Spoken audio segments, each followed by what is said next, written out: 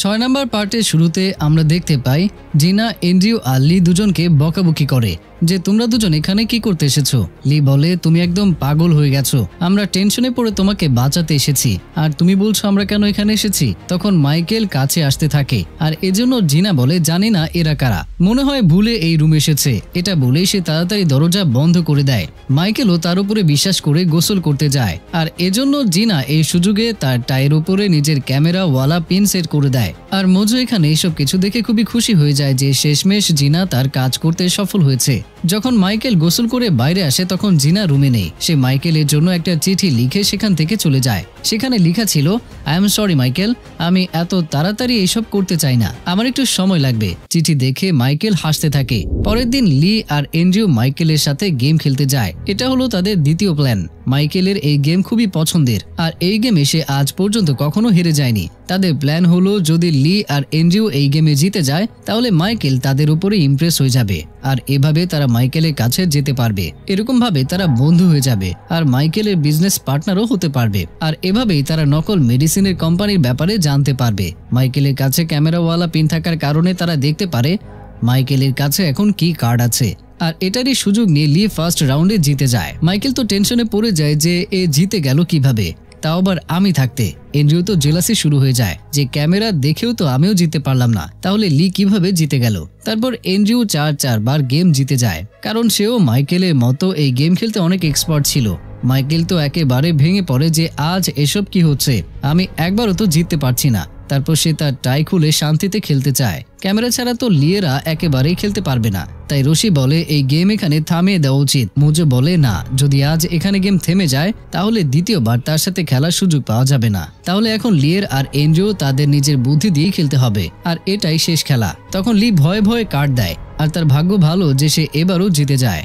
Leone খুশি হয়ে যায় আর সাথে মোজো খুশি হয়ে যায়। মাইকেল তো সে অ্যাকসেপ্টই করতে পারছে না যে সে হেরে গেছে। মাইকেল বলে আমার মনে হয় এই জায়গা ঠিক না, চলো অন্য কোনো ক্লাবে গিয়ে খেলি। কিন্তু লি বলে সরি, আমার একটা ইম্পর্টেন্ট মিটিং আছে, আমার এখনই যেতে হবে।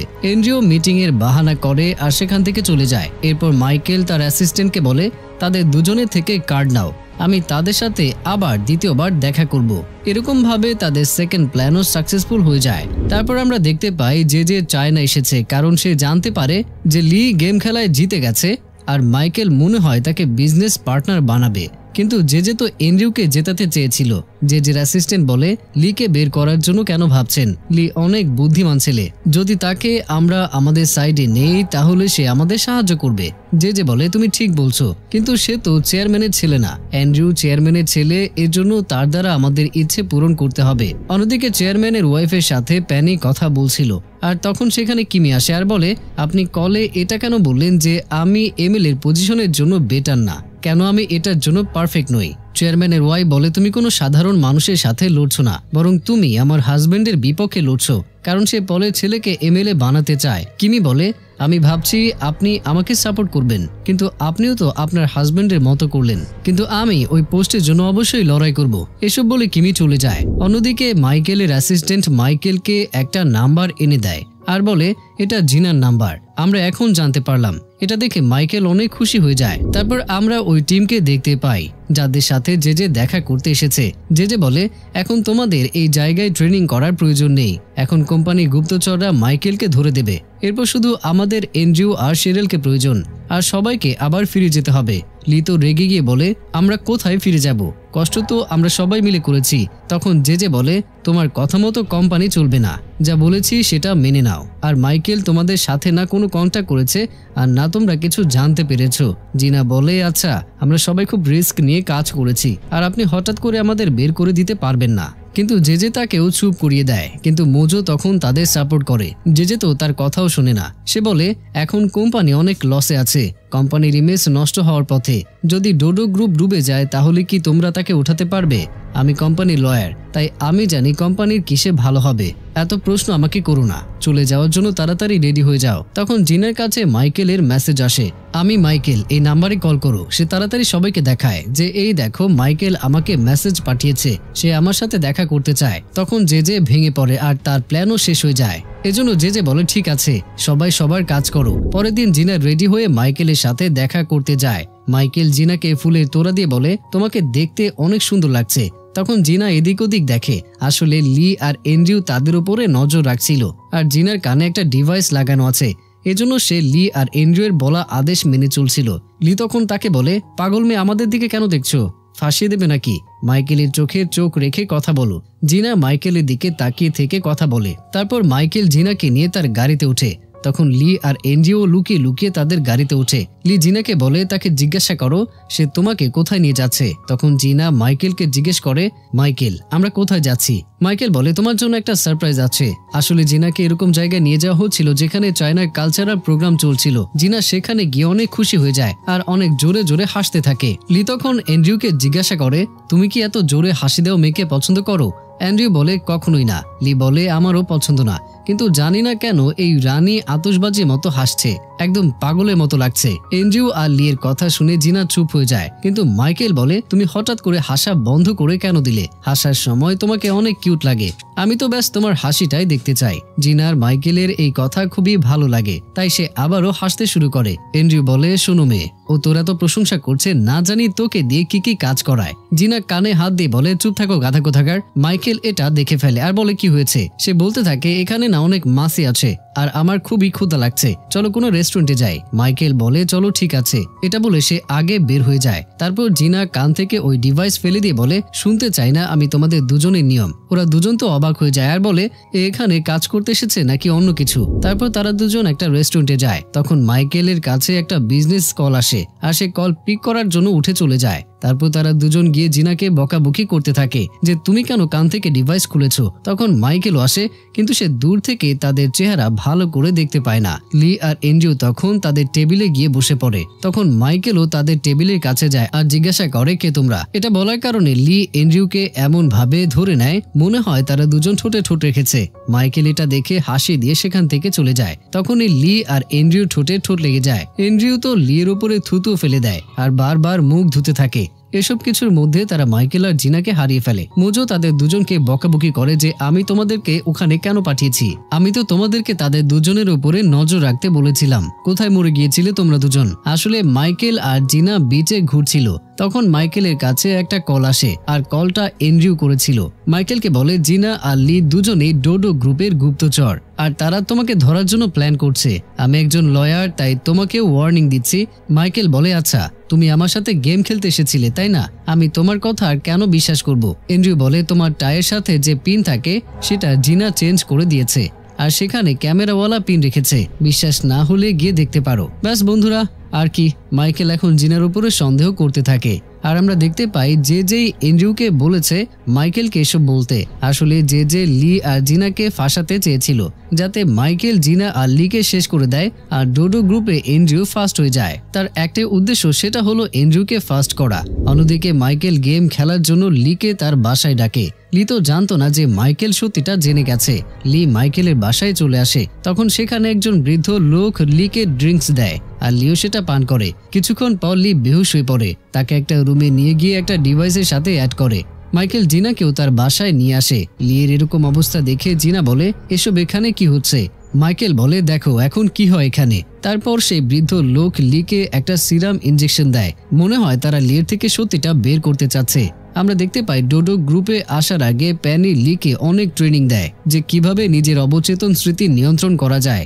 কেউ যদি তোমার উপর লাইট ডিটেক্টর ইউজ করে তাহলে তার থেকে কিভাবে বাঁচা যায়, এসব কিছু তাকে শেখানো হয়েছে। লি এখানে সেই সব জিনিসই ফলো করে। তখন লিকে তার নাম জিজ্ঞাসা করা হয়। লি বলে, আমার নাম চ্যাং। আসলে লি ডোডো গ্রুপে এই নাম দিয়েছে। তারপর মাইকেল জিজ্ঞাসা করে, তুমি কি আমার খোঁজ খবর নিতে এসেছো? লি বলে, হ্যাঁ। তখন মাইকেল জিজ্ঞাসা করে যে তুমি কার জন্য কাজ করছো? ডোডো গ্রুপের জন্য। আর এই মেয়ে কি তোমার টিমের? লি বলে, হ্যাঁ। এইভাবে লি সব কিছুই বলে দেয়। জিনা বলে, তুমি আমাদের কিছু করতে পারবে না, ডোডো গ্রুপের লোকেরা আমাদের উপরে নজর রাখছে। মাইকেল বলে, তাতে কি হয়েছে, তোমাদের দুজনকে তো এখানেই মরতে হবে। এসব বলে সে ওই বৃদ্ধ লোককে বলে, তুমি এই দুজনকে শেষ করে দাও। কিন্তু হঠাৎ করে লি চাইনিজ ভাষায় কিছু বলতে থাকে, কিন্তু জিনা তো কিছুই বুঝতে পারে না, কারণ সে তো চাইনিজ ভাষা জানেই না। তারপর আমরা দেখি মাইকেল বাইরে আসে এন্ড্রিউর সাথে দেখা করতে আর এন্ড্রিউকে বলে, ঠিক বলেছ, তারা দুজন ডোডো গ্রুপের জন্য কাজ করে, কিন্তু তুমি আমার সাহায্য কেন করতে চাচ্ছ? তাহলে কি তুমি আমার বিজনেস পার্টনার হতে চাও? এন্ড্রিউ বলে, হ্যাঁ অবশ্যই, আর আমিও তো একজন লয়ার, যদি কোনো ইলিগাল প্রবলেমে পড়ো তাহলে আমি তোমার কাজে আসবো। মাইকেল বলে, তুমি আমাকে বাঁচিয়েছো, আমি তোমাকে আমার পার্টনার অবশ্যই বানাবো। এন্ড্রিউ জিজ্ঞাসা করে, তুমি ওই দুজনের সাথে কি করেছো? মাইকেল বলে, ওটাই যেটা একজন ধোঁকাবাজের সাথে করতে হয়। তারপর আমরা দেখতে পাই লি আর জিনা সেখান থেকে বেঁচে ফিরে এসেছে। লি বলে, আমাদের টিমে কোনো এক ধোঁকাবাজ আছে যে আমাদের বিপক্ষে কাজ করছে। তারপর যে বাকি লোকদের সাথে মিটিং করে। এখানে যে এন্ড্রিউর প্রশংসা করে আর বলে এন্ড্রিউ মাইকেলের পার্টনার হতে যাচ্ছে। এখন আমরা মাইকেলের নকল মেডিসিনের বিজনেস খুব সহজেই ধরে তাকে অ্যারেস্ট করাতে পারবো। ঠিক তখনই সেখানে লি আর জিনা চলে আসে। লি বলে, আমাদের টিমে ধোঁকাবাজ আছে যে আমাদের ফাঁসাতে চাচ্ছে। তোমরা জানো আমরা কত বিপদ পার করে বের হয়ে এসেছি। সবাইকে এন্ড্রিউর প্রশংসা করতে দেখে লি বুঝে যায় যে আসল ধোঁকাবাজকে। তাই সে এন্ড্রিউকে বলে, তুমিই তাহলে সেই ধোঁকাবাজ? তখন যে বলে, এটা তো আমাদের প্ল্যানই ছিল যে তোমাকে ইউজ করে এন্ড্রিউ মাইকেলের পার্টনার হবে আর আমরা আমাদের উদ্দেশ্য পূরণ করব। তুমি সত্যি ওয়াদা ভুলে গেছো। কিন্তু এন্ড্রিউ তার ওয়াদা খুব ভালোভাবেই নিভিয়েছে। এখানে ধোঁকাবাজের কোনো কথাই নেই। এখন তোমাদের আর কিছু করার প্রয়োজন নেই, যা করার এন্ড্রিউ করে নেবে। এসব বলে যে সেখান থেকে চলে যায়। লিয়ের তো অনেক রাগ উঠে যায়। পরের দিন যখন এন্ড্রিউ জিম করছিল তখন লি সেখানে এসে এন্ড্রিউর গলা চেপে ধরে আর বলে, তুই এটা ঠিক করিসনি। যদি আমি আর জিনা মরে যেতাম তাহলে কি হতো? লি তো এন্ড্রিউকে মেরেই ফেলতো, কিন্তু ঠিক তখনই সেখানে রশি এসে লিকে ফেলে দেয়। এন্ড্রিউ বলে, তুমি আমাকে ধোঁকাবাজ কেন বলছো? না আমি তোমার উপরে কখনো ভরসা করেছি আর না তুমি আমার উপরে ভরসা করেছো, তাহলে আমি ধোঁকাবাজ কেন হলাম? এন্ড্রিউ বলে, তুমি আমার সাথে কখনো মোকাবেলা করতে পারবে না আর এই জন্যই তুমি হেরে গেছো। তখন লি বলে, ঠিক আছে, খুব তাড়াতাড়ি জানতে পারবে আমি কে। এটা বলে সে চলে যায়। তারপর রশি এন্ড্রিউকে বলে, সত্যি করে বলো যে তোমাকে কেন এত সাহায্য করে, কে তুমি? এন্ড্রিউ বলে, আমি কে এটা তো তুমি কিছুদিন পরেই জানতে পারবে। এটা বলে সেও চলে যায়। তো এখানে লি আর জিনা অনেক টেনশনে পড়ে যায়, কারণ তারা তো মরতে মরতে বেঁচে গেছে। জিনাকে রিল্যাক্স করার জন্য লি তাকে সুইমিং পুলে ধাক্কা দেয়। তারপর দুজন কিছুক্ষণ এনজয় করে।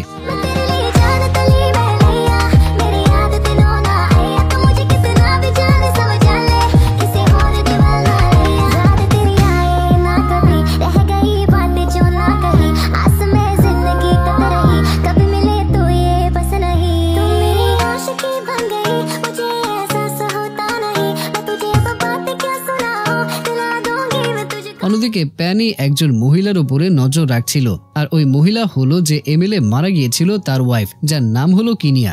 আসলে যে পোস্টের জন্য কিমি আর পলের ছেলে লড়াই করছে সেই পোস্টের জন্য প্যানি কিনিয়াকে দাঁড় করাতে চায়, কারণ এই এলাকায় সবাই কিনিয়াকে জানে আর তাকে খুব মানে। আর শুধু এতটুকুই না, কিনিয়া এখানে সব ক্যান্সার রোগীদের জন্য অনেক কিছু করেছে।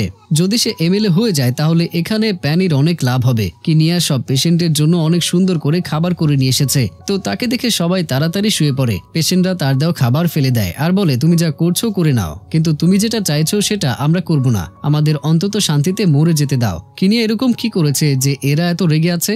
এসব কিছু তো আর দেখানো হয় না আমাদের। তারপরে সেখানে নীল আসে আর কেনিয়াকে একা নিয়ে গিয়ে বলে, তোমার হাজবেন্ড পার্টির জন্য অনেক কিছু করেছে, সে অনেক সৎ আর ইমানদার লোক ছিল। তার মৃত্যুর পর পার্টি একদম চূর্ণ হয়ে গেছে, তাই আমি ভাবছি তার পোস্টে আমি আমার মেয়েকে দাঁড় করাবো। এজন্য আমার তোমার সাপোর্টের প্রয়োজন। এখানে কিনিয়া বলে, আচ্ছা আপনি আপনার মেয়েকে দাঁড় করাবেন? একবার পরিষ্কার ভাবে বলে দিচ্ছি, আমার হাজবেন্ডের পোস্ট আমার পাওয়া উচিত, আমি ওই পোস্টের জন্য দাঁড়াবো। আর আপনারা যেরকম ভাবছেন যে আমার হাজবেন্ডের মৃত্যু হার্ট অ্যাটাকে হয়েছে, এটা হয়নি। কিভাবে হয়েছে সেটাও খুব তাড়াতাড়ি জানতে পারবেন। কিনিয়ার উদ্দেশ্য কি এটা তো আমরা একটু পরেই জানতে পারবো। অন্যদিকে চেয়ারম্যানের বিয়ে চেয়ারম্যানের ওয়াইফকে জিজ্ঞাসা করে, তখন কি ওই মহিলা প্রেগনেন্ট ছিল যখন আপনি তাকে ডোডো গ্রুপ থেকে বের করে দিয়েছিলেন? পিয়ে ওই মহিলার কথাই বলছে যার সাথে চেয়ারম্যানের সম্পর্ক ছিল। চেয়ারম্যানের ওয়াইফ তো চমকে ওঠে আর বলে, তুমি এসব কেন জিজ্ঞাসা করছো আর তোমাকে এসব কে বলেছে? তখন পিয়ে বলে, আপনি শুধু এটা বলেন যে তখন ওই মহিলার বাচ্চা জন্ম হয়েছিল আর ওই বাচ্চা অন্য দেশের রাস্তায় রাস্তায় ঘুরে বেড়াচ্ছে কিনা। আমাকে এসব কেউ বলেনি, আমি আপনার আর কিমির সব কথা শুনে নিয়েছিলাম। আমি ওই মহিলার খোঁজ নিতে যাচ্ছি কারণ ওই বাচ্চা চেয়ারম্যানের ছেলে। তখন চেয়ারম্যানের ওয়াইফ বলে, দেখো এরকম বোকামি করো না, আমি জানি তুমি চেয়ারম্যানের সব কথা শোনো, আর যদি ওই ছেলে এখানে আসে তাহলে সবাই চেয়ারম্যানকে প্রশ্ন করবে যে কে এই ছেলে, আর সত্যিটা বের হলে চেয়ারম্যানের সম্মান কমে যাবে আর তার শরীরও আজকাল ভালো নয়। আমার কথা বোঝার চেষ্টা করো, এরকম কিছুই করো না যার দ্বারা চেয়ারম্যান কষ্ট পাবে। অন্যদিকে এন্ড্রিউকে যে কিছু লোকের সাথে ভ্যানে করে পাঠিয়ে দেয় মাইকেলের সঙ্গে দেখা করতে, কারণ মাইকেল তাকে তার বিজনেস পার্টনার করার প্রতিশ্রুতি দিয়েছে। এদিকে আমরা দেখতে পাই কিছু পুলিশ নিয়ে ওই ভ্যানে পিছে পিছে যাচ্ছে। আসলে যে এন্ড্রিউকে অনেক পরিমাণ টাকা দিয়েছে আর সেই টাকা দিয়ে মাইকেলের সাথে সে ইনভেস্ট করতে যাচ্ছে। সে মাইকেলকে টাকাগুলো দিয়ে দেয় আর বলে, অর্ধেক অংশ আমার, আমি তোমার নকল মেডিসিনের ফ্যাক্টরি দেখতে চাই, তারপরে বাকি অ্যামাউন্ট দেব। মাইকেল গাড়ি করে এন্ড্রিউকে তার ফ্যাক্টরিতে নিয়ে যাচ্ছিল। এন্ড্রিউর লোকেরা মাইকেলের গাড়ির পেছনে আসে। মাইকেলের গাড়ি একটা পুরনো ফ্যাক্টরির সামনে এসে দাঁড়ায়। তখন এন্ড্রিউর লোকেরা বলে, ও এটাই তাহলে তোমাদের ফ্যাক্টরি। মুজো গাড়ি থেকে নামে আর ফ্যাক্টরির ভেতরে যায়, কিন্তু সেখানে তো কিছুই নেই। এন্ড্রিউ মাইকেলকে জিজ্ঞাসা করে, এখানে তো কোনো মেডিসিনই নেই। মাইকেল বলে, একটু অপেক্ষা তো করো, কিছুক্ষণের মধ্যেই চলে আসবে। তারপর সেখানে লি আর পুলিশেরা চলে আসে। উপর থেকে গুলির আওয়াজ শুনে তারা তো চমকে ওঠে আর তাড়াতাড়ি উপরে যায় আর দেখে মাইকেল এন্ড্রিউ আর তার লোকেদেরকে ধরে ফেলেছে। জেজেকে দেখে মাইকেল বলে, আচ্ছা তাহলে তুমি এই প্ল্যানের গুরু। মাইকেলের লোক লিকেও ধরে ফেলে, কিন্তু মাইকেল বলে তাকে ছেড়ে দাও, সে আমার গেস্ট। সবাই অনেক চমকে ওঠে। তখন আমরা ফ্ল্যাশ ব্যাকে দেখতে পাই যখন মাইকেল লি আর জিনাকে ধরে ফেলেছিল আর তাদেরকেও শেষ করতে চেয়েছিল, তখন লি চায়না ভাষায় বলেছিল যে তোমাকে আমাদের কথা বলেছে, সে অবশ্যই তোমার সাথে নকল বিজনেসের পার্টনার হতে চাইবে। আসলে সেই ডোডো গ্রুপের সাথে তোমাদের খোঁজ খবর নিচ্ছে। তখন মাইকেল বলে, তাহলে কি সে তোমার টিমের? তখন লি বলে, না, আমি তো নিজেই ওই টিমের না, আমি শুধু ডোডো গ্রুপকে বিল পাইয়ে দিয়েছি, কারণ ডোডো গ্রুপ আর জেজে মিলে আমার পরিবারকে মেরে ফেলেছে। এই কারণে বদলা নেওয়ার জন্য আমি ডোডো গ্রুপে জয়েন হতে চেয়েছি। সময় আসলে আমি জেজেকেও শেষ করে দেব। এখন বুঝে নিও আমি তোমার শত্রু নাকি বন্ধু, তুমি আমাকে বিশ্বাস করতে পারো। তখন মাইকেল বলে, আমি তোমার কথা কিভাবে বিশ্বাস করব? তখন লি বলে, তুমি সত্যটা মানো বা না মানো, কিন্তু আমি ডোডো গ্রুপকে একদম শেষ করে দেব আর জেজেকেও শেষ করে দেব। তো মাইকেলের হাবভাব দেখে মনে হয় সে লির কথার উপরে বিশ্বাস করেছিল, এজন্য সে লি আর জিনাকে জীবিত ছেড়ে দিয়েছিল। আর এখন আমরা বর্তমানে দেখতে পাই মাইকেল লির সাথে হাত মেলায় আর বলে, তুমি সত্যি বলেছিলে।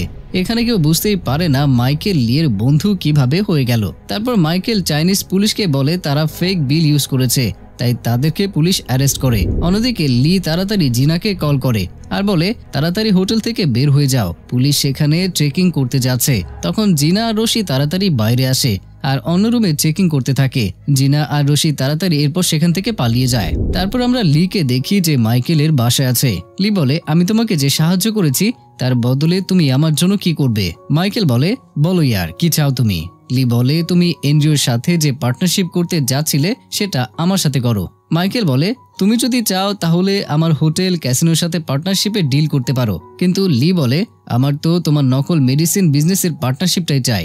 মাইকেল বলে, ঠিক আছে, আমি ওটার ব্যাপারে চিন্তা ভাবনা করে বলবো। তারপর মাইকেল বলে, জেল থেকে খবর এসেছে যে তোমার সাথে কিছু কথা বলতে চায়। লিও তার জন্য বের হয়ে যায়। মাইকেলের অ্যাসিস্ট্যান্ট বলে, তুমি কি এখনো তার উপরে ভরসা করো? তখন মাইকেল বলে, তার ফয়সালা তো তখন হবে যখন সে জেজের সাথে কথা বলবে। সে জেজের সাথে কথা বলার পর সিদ্ধান্ত নেব, তারপর ভরসা করব নাকি না সেটাও ভাববো।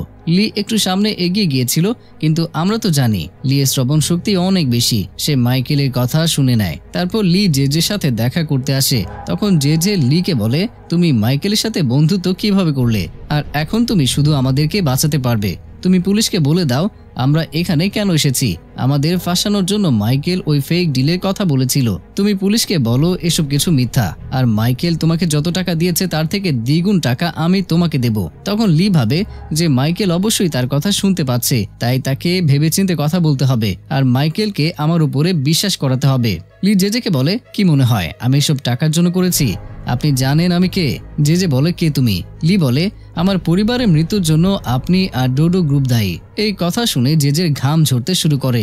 তখন সে বলে, এর মানে কি তাহলে তুমি সেই? আর এখানেই আমাদের এই অসাধারণ পার্টি শেষ হয়ে যায়। সামনের পার্টি কিন্তু আরো অসাধারণ হতে যাচ্ছে আর ধীরে ধীরে গল্পটি এমন জায়গায় যাবে তোমরা বুঝতে পারবে না মানে কতটা মারাত্মক লেভেলের একটা সিরিজ। তো এই পার্টের শুরুতে আমরা দেখতে পাই জেজে তার কথা শেষ না করতেই লি বলে, আমার নাম চ্যাং।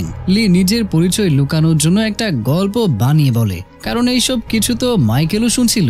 লি জেজেকে বলে, মনে আছে 8 বছর আগে আপনি একজনকে কাজ থেকে বের করে দিয়েছিলেন? সে আমার বাবা। এটা সহ্য করতে না পেরে আমার বাবা আত্মহত্যা করেছে। এই কষ্টে আমার মাও অসুস্থ হয়ে পড়ে আর কিছুদিন পর সেও মারা যায়। আপনি আর ডোডো গ্রুপের জন্য আমি এতিম হয়েছি, এর জন্য আমি তোমাদের থেকে বদলা নিতে চাই। এই কথা জেজেও বিশ্বাস করে, কারণ 8 বছর আগে জেজেরা একজন লোককে কোম্পানি থেকে বের করে দিয়েছিলেন। মাইকেলের এখন লির উপরে পরিপূর্ণ বিশ্বাস হয়ে যায়। তারপরেও সে লিকে তার নকল মেডিসিন বিজনেসের পার্টনার হিসেবে নিতে একটু আশঙ্কা বোধ করে। এটা লিও বুঝতে পারে, তাই সে মাইকেলকে বলে, তুমি যদি একটু আশঙ্কা বোধ করো তাহলে তোমার হাতে যে গেমটি আছে ওটা ছুঁড়ে ফেলো। যদি সেখানে জোড় সংখ্যা ওঠে তাহলে আমাকে পার্টনার করে নিও, আর যদি বেজোড় সংখ্যা ওঠে তাহলে করো না। মাইকেল দুটি গেমই ওপরে ছুঁড়ে মারে, আর তার মধ্যে একটি গেম লি ওপর থেকেই ধরে নেয়, আরেকটা নিচে পড়ে, সেটা 1 নাম্বার উঠে। লি বলে আমার ভাগ্য আমার হাতে হবে। এটা বলে সে তার হাতে থাকা গেমটি নিচে রাখে, আর সেটাতেও 1 নাম্বার আসে। এবার দুইটা মিলে 2 হয়, তাহলে জোড় সংখ্যা। এটা চিটিং। তারপরেও মাইকেল বলে তোমার এসব আমার ভালো লেগেছে, আর এরকম পার্টনারই আমার প্রয়োজন।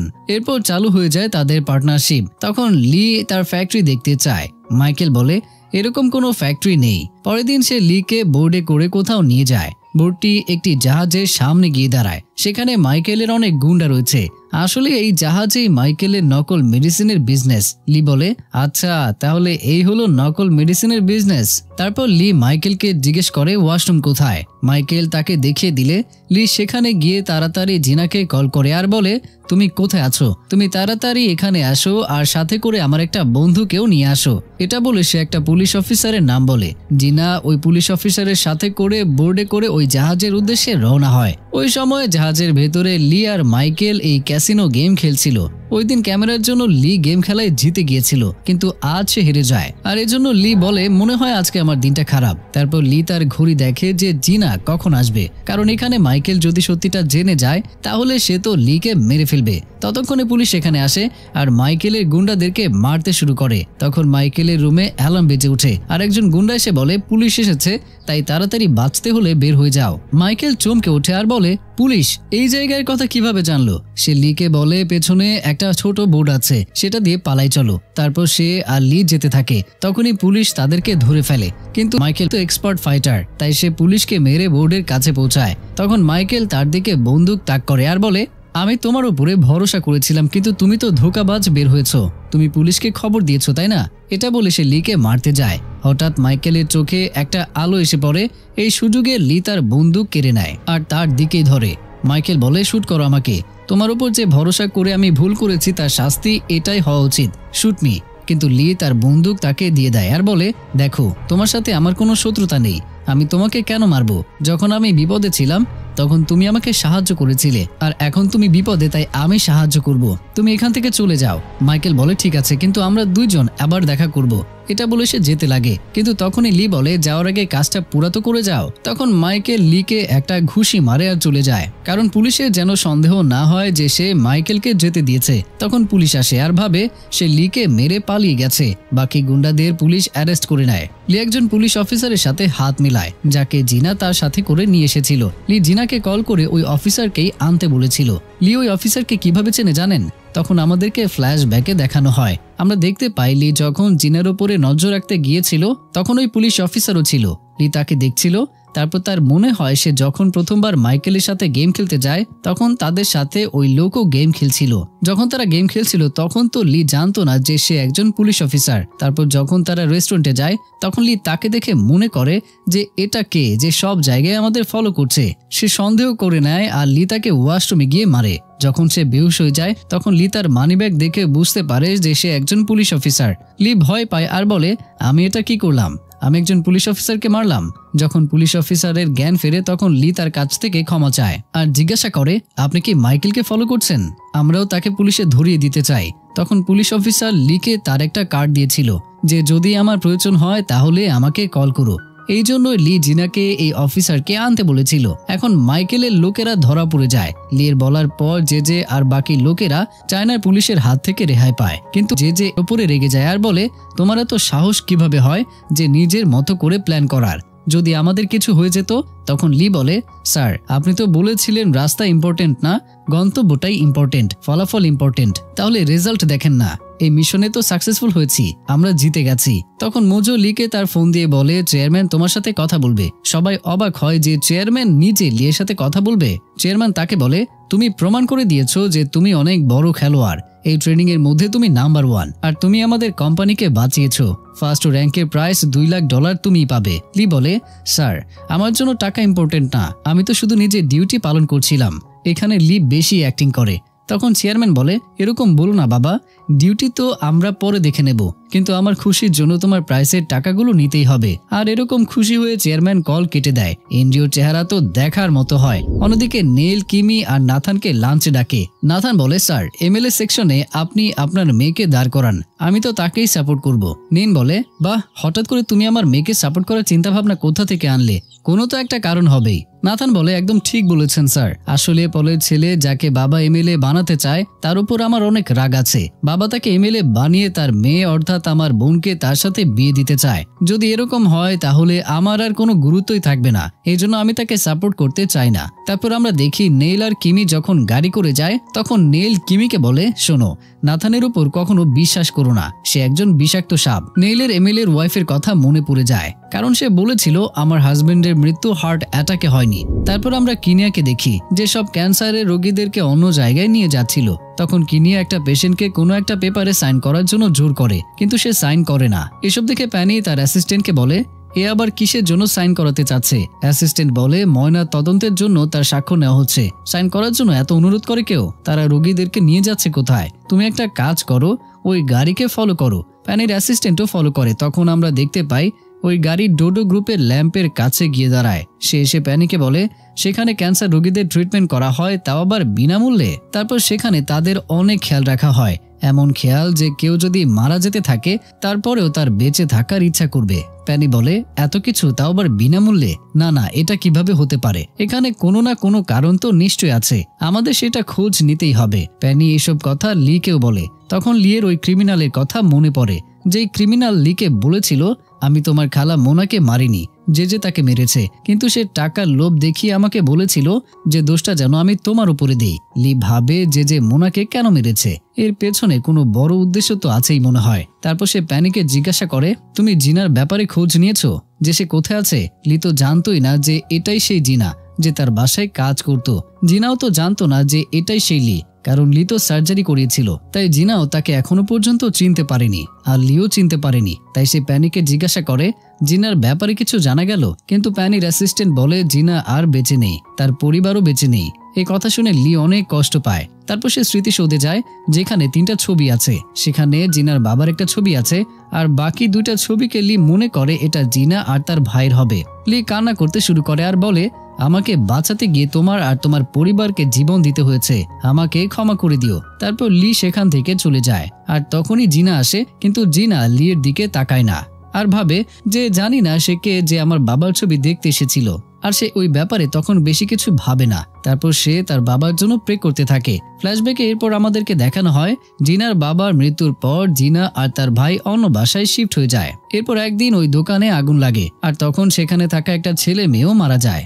যখন পুলিশ জিজ্ঞাসা করে তখন জিনা পুলিশকে বলে, ওই মেয়ের নাম হলো জিনা আর এটা তার ভাই। পুলিশও তার রেকর্ডের মধ্যে এটাই লিখেছিল যে জিনা আর তার ভাই মারা গেছে। আর বর্তমানে সে তার বাবার ছবির সামনে কান্না করতে থাকে আর বলে, আমি আমার আর আমার ভাইয়ের ভালোর জন্যই মিথ্যা কথা বলেছিলাম। আসলে সেই দিন ল্যাম্পে ভাইরাস লিক হওয়ার জন্য জিনার বাবার সাথে সাথে আরো 2-3 জন লোক মারা গিয়েছিল। তারা সবাই জিনার উপরে অনেক অত্যাচার করতো আর বলে, তোমার বাবা যদি ল্যাম্প না খুলতো তাহলে কেউই মারা যেত না, আর এখন আমরা তোমাকে শান্তিতে বেঁচে থাকতেও দেব না। এই কারণে জিনা তার নাম চেঞ্জ করেছিল। আর সবার সামনে মনে হয় ওই আগুনে জিনা আর তার ভাই মারা গিয়েছে। তারপর থেকে জিনা শান্তিতেই থাকতো। পরে আমরা দেখি জিনা একটা হাসপাতালে যায়, যেখানে সে তার ভাইকে ভর্তি করিয়েছিল। আসলে জিনার ভাই একজন সক্ষম ছেলে ছিল, আর জিনা তার খুব ভালোভাবেই খেয়াল রাখতো। তখন সেখানে একটা নার্স আসে আর বলে, আমি তোমার অবস্থা বুঝতে পারছি, কিন্তু ডাক্তার বলেছে ট্রিটমেন্টের টাকা এখনো তুমি জমা করতে পারোনি। তুমি যত তাড়াতাড়ি টাকা শোধ করে দেবে তত ভালো হবে। জিনা বলে, আমি ডোডো গ্রুপে চাকরি পেয়ে গেছি, আর এখন থেকে আমি প্রত্যেক সপ্তাহে টাকা দিয়ে যাব। ততদিন একটু আপনি ডাক্তারের থেকে সময় চেয়ে নিন। নার্স বলে, ঠিক আছে, তুমি চিন্তা করো না, আমি কথা বলে দেখছি। তারপরে দেখানো হয় ডোডো গ্রুপের ওই ট্রেনিং এ শুধু 3 জনকে সিলেক্ট করা হবে, কিন্তু তাদের এই পুরো টিম মিলে নকল মেডিসিনের পর্দা ফাঁস করেছে। তাই বাধ্য হয়ে ডোডো গ্রুপ ওই 8 জনকে সিলেক্ট করে। পরের দৃশ্যে আমরা দেখতে পাই চেয়ারম্যানের পিএ তার কাছে এসে বলে, স্যার, মনে হয় আপনাকে এসব বলা ঠিক হবে কিনা জানি না, আমি জানতে পেরেছি শ্যালোমি যে আপনার স্টাফ ছিল আর যার সাথে আপনার সম্পর্ক ছিল সে ওই সময় প্রেগনেন্ট ছিল যখন আপনার ওয়াইফ তাকে বের করে দিয়েছিল। চেয়ারম্যান বলে, সে প্রেগনেন্ট ছিল তাই আমি কি করব, তার তো কোনো পুরুষের সাথেও সম্পর্ক ছিল তাই না? তখন পিএ বলে, না, আপনি ছাড়া তার সাথে আর কোনো ছেলেরই সম্পর্ক ছিল না। আসলে আপনার ওয়াইফ এরকম গুজব ছড়িয়েছে আর তাকে এখান থেকে চলে যেতে বাধ্য করেছে। আসলে তার পেটে আপনার বাচ্চা ছিল, আর এই কথা আপনার ওয়াইফ জানতে পেরেছিল। এটা শুনে চেয়ারম্যান অবাক হয় আর অনেক রেগে যায়। সে পিয়েকে জিজ্ঞাসা করে এখন শ্যালোমি কোথায় আছে। পিয়ে বলে সে তো মারা গেছে, এখন তার ছেলে মানে আপনার নাজায়ের ছেলে এখনো বেঁচে আছে। আর আমি আপনার ওয়াইফকে এটাও বলতে শুনেছি যে সেই ছেলে এখন এই দেশে আছে। এই কথা শুনে চেয়ারম্যানের অনেক রাগ হয়। অন্যদিকে যে এনজিওকে তার নতুন রুম দেখায়, কারণ ওই 8 জন সিলেক্টরদের মধ্যে এনজিও একজন। তারা ডোডো গ্রুপে জব পেয়েছে। যে এনজিওকে বলে শুধু কিছুদিনেরই তো ব্যাপার, তারপরেই তোমার বাবার সাথে তুমি ডাইরেক্ট দেখা করবে। আর হ্যাঁ, তখন তুমি এমন ইমোশনাল হবে যে সে তোমাকে ছেলে বলে জড়িয়ে ধরবে। এনজিও বলে আমার তো তার নাম নিতেও শরম করছে, আর আপনি বন্ডিং এর কথা বলছেন। কিন্তু তখনই জেজের কাছে চেয়ারম্যানের কল আসে, আর সে এনজিওকে সাথে নিয়ে চেয়ারম্যানের কাছে যায়। যে প্ল্যান, সে চেয়ারম্যানকে বলবে এটা আপনার নাজায়ের ছেলে, আর আমি ওর খোঁজ বের করেছি। আর এরকম ভাবে সে চেয়ারম্যানকে আরো ইমপ্রেস করবে, আর এরকম করে সে এই কোম্পানিতে আরো পাওয়ারফুল পজিশনে আসবে। এনজিও তো চেয়ারম্যানের প্রপার্টিতে অংশ পাবে, যেখান থেকে সে জেজেকেও একটা অংশ দেবে। এই উদ্দেশ্যে সে এইসব করছে। সে এনজিওকে বাইরে বসিয়ে চেয়ারম্যানের সাথে দেখা করতে যায়, কিন্তু সেখানে চেয়ারম্যান রেগে বলে আমি জানতে পেরেছি আমার একটা নাজায়ের ছেলে আছে, সে কোথায় আছে। জেজে তো অবাক হয়ে যায় যে এইসব কিছু সে জানলো কিভাবে। জেজে বলে হ্যাঁ, আপনার একটা ছেলে আছে। আসলে আপনার ওয়াইফ আপনার ভালোর জন্য শ্যালোমিকে এখান থেকে বের করে দিয়েছিল, আর আপনার ওয়াইফের কথা শুনেই আমি শ্যালোমিকে খুঁজে বের করেছি। আর স্যার, আপনি চাইলে আপনি আপনার ছেলেকে এখানে আনতে পারেন।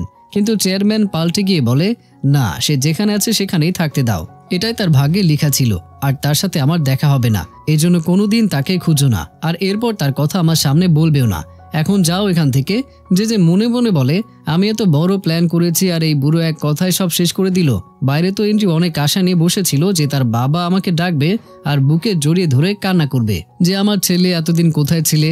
চেয়ারম্যান বাইরে আসে, কিন্তু তার দিকে এক ফোঁটা তাকায়ও না। অ্যান্ড্রিউ এবার ভেঙে পড়ে। চেয়ারম্যান গাড়িতে ওঠে, তখন অ্যান্ড্রিউ তার গাড়ির পেছনে দৌড়ে গিয়ে বলে আমি তোমাকে কোনোদিন আমার বাবা হিসেবে মানি না, বুঝতে পেরেছো? তুমি আমার বাবা হতেই পারো না। কিন্তু চেয়ারম্যান তো কিছুই শুনতে পারে না। পরের দিন এটা অ্যানাউন্সমেন্ট করা হয় যে মোজো এসপিডি ম্যানেজার, তাকে ওই ডিপার্টমেন্টের প্রধান বানানো হয়েছে, কারণ নকল মেডিসিনের কেসে তার টিম বড় সাফল্য অর্জন করেছে। এখন সে জেজেকেও প্রশ্ন করার মতো পজিশনে আছে। সে জেজেকে বলে আমি আপনার থেকে একটা রিপোর্ট চেয়েছিলাম, সেটা কোথায়?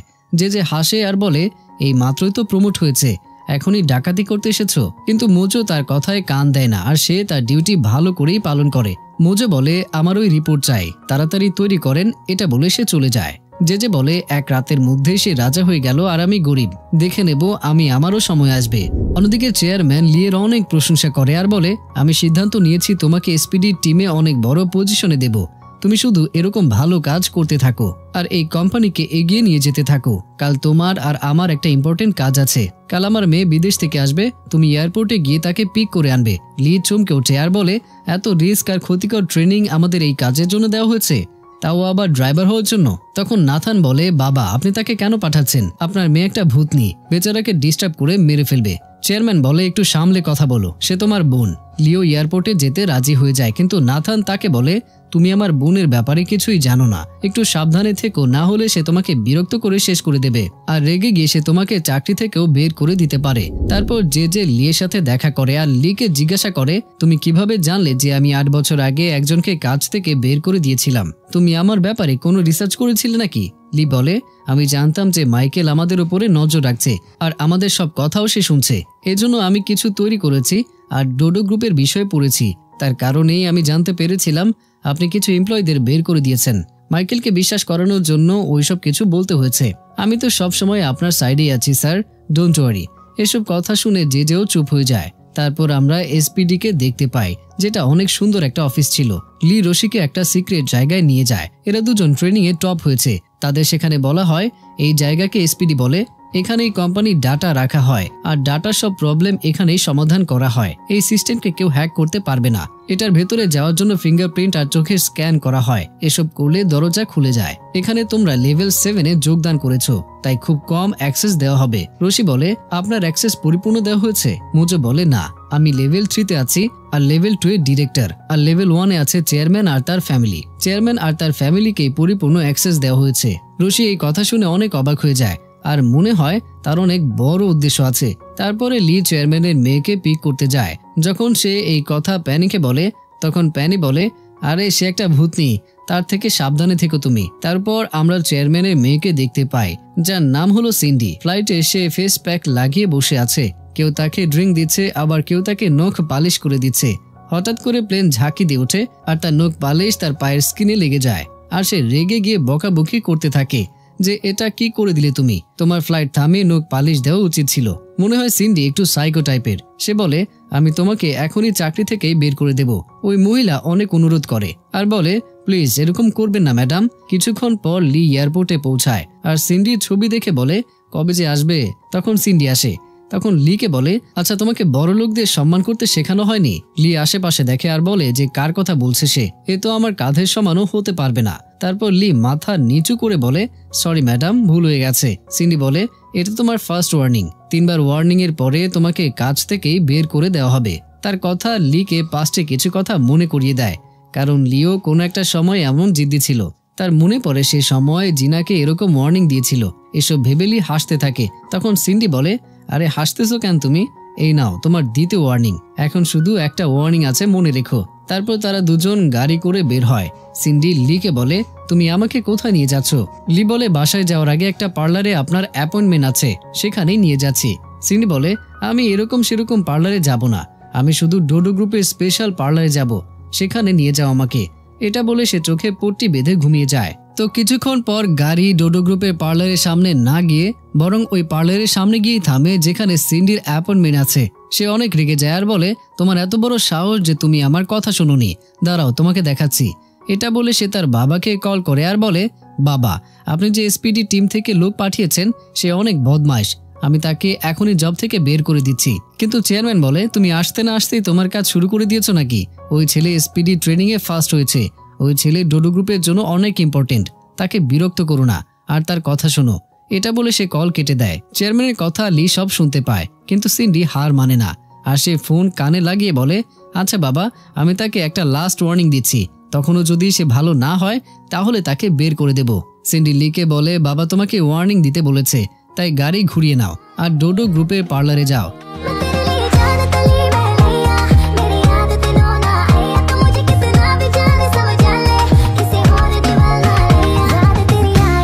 কিন্তু লি তাকে উঠিয়ে পার্লারে বসিয়ে দেয়। সে লিয়ের উপরে হাত ওঠাতে যায়, কিন্তু লি তার হাত ধরে ফেলে আর পার্লারের বিউটিশিয়ানকে বলে এর চুল অনেক অদ্ভুত লাগছে, তার চুল কেটে দিন, এক কাজ করো তোমার মন মতো করে দাও। সিন্ডির তো অবস্থা খারাপ হয়ে যায় আর বলে কি আমার চুল হলো আমার সব, আমার সৌন্দর্য।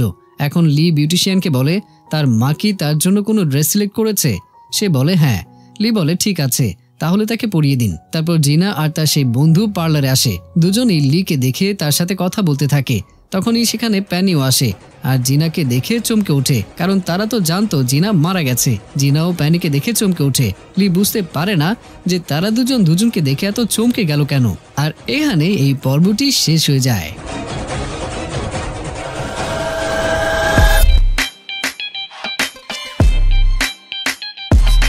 তো পরবর্তী পার্টগুলো আরো চমকদার হতে চলেছে, আশা করছি তোমরা কেউ মিস করবা না, ঠিক আছে? তো দেখা হচ্ছে পরের পার্টগুলোতে। আর এতক্ষণ আমার সাথে থাকার জন্য তোমাদের সবাইকেই কিন্তু অসংখ্য ধন্যবাদ। আর হ্যাঁ, লাইক কমেন্ট সাবস্ক্রাইব সব কিন্তু ভালো করে করবা, ঠিক আছে? তুই আমার দিলের রানী রে, তোকে ছাড়া ভাল লাগে না কেন জানি রে।